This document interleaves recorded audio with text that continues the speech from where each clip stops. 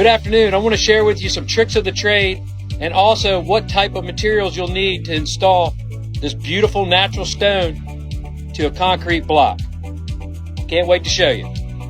So getting your mortar together, this is a 94-pound bag of Portland cement. This will cover you about 25 square feet with 250 pounds of masonary sand. As you can see, it has very, very fine to no aggregate in it. It will give you a really nice mortar.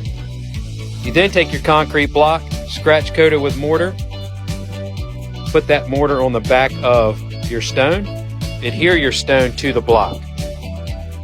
And there's also tricks of the trade with this we'll show you at the job site. When getting your walls ready for stone, you want to make sure you fill them in the cores of your CMU with mortar, scratch coat them all the way down. This will help your natural stone to bond. So as you adhere the stone to the wall, a trick of the trade is take some pieces, put them here in your joints as they dry. This will help to stabilize all the stone in place to give you that beautiful look.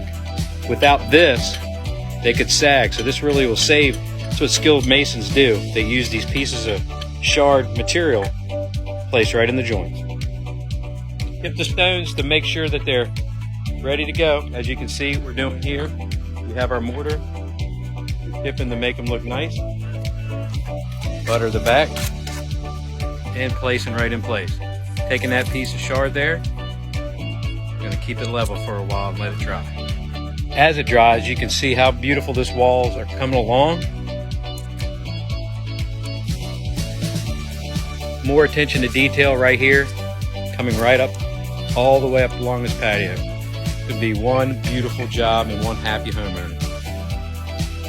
We'll be back when this one's finished, but that's how it's done.